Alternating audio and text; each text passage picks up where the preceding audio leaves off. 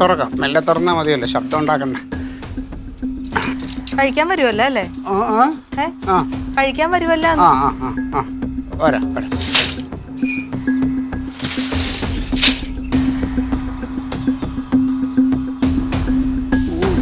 നോക്കിയെന്തിനാ ഇങ്ങോട്ട് വരണത്? യൗമാർ എൻ്റെ നാശം കണ്ടിട്ട് അടങ്ങുള്ളൂ. ഒരിടത്തും രാവിലെ ഗുഡ് മോർണിംഗ്. Good morning. ക്ലീറ്റല്ലേ ഉണ്ടല്ലോ. ഇപ്പൊ എന്റെ കൂടെ ഇങ്ങോട്ട് ഇറങ്ങിയുള്ളു. പാലിന് തുറന്നാ? ക്ലീറ്റോ ചേട്ടാ, ബാത്റൂമിലോട്ട് എങ്ങാനും പോയെന്ന് അറിയത്തില്ല. ക്ലീറ്റോ ചേട്ടാ, ക്ലീറ്റോ ചേട്ടാ. ഇതെന്താ ഇവിടെ കുത്തിയിരിക്കുന്നത്? കാലിലെ ഒരു മുള്ളു കൊണ്ട് ചെരുപ്പിട്ടിട്ട് മുള്ളു കുത്തി കയറിയ? ചെരുപ്പിലൂടെ കുത്തി മേളിൽ വന്നൊരു എഴുന്നിട്ട് ഞാൻ അങ്ങോട്ട് വരാം. അത് കുഴപ്പമില്ല, ഞാൻ എടുത്ത് കളഞ്ഞ് കമ്പി മുറിഞ്ഞ? ഇല്ല കുഴപ്പമില്ല. മരുന്നല്ലേ വെക്കണ? ഒന്നുമില്ല. ഇവള് ചായ എടുക്ക്. ചായ എടുക്കട്ടെ. ചായ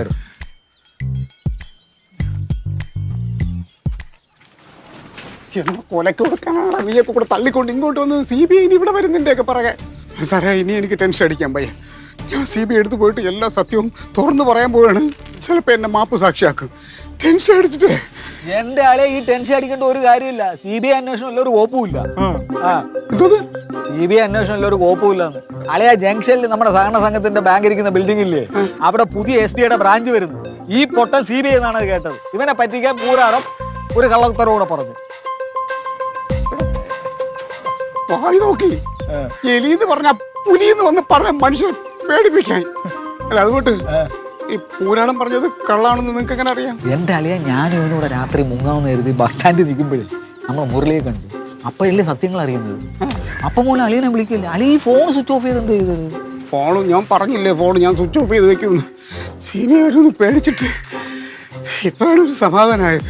നടരാജ ഇനി എവിടെന്നെങ്കിലും എന്തായാലും കേട്ടോണ്ട് വന്നിട്ട് പറഞ്ഞോണ്ടല്ലോ ചവിട്ട കൂട്ടു ഞാൻ. മനസ്സിലട്ടെ.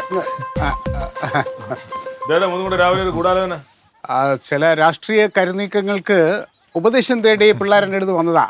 എന്തിനാ ഉപദേശം കൊടുത്തല്ലേ പറ്റൂ? രാഷ്ട്രീയ ഭീഷ്മാചാര്യനായി പോയില്ലേ? അതെ.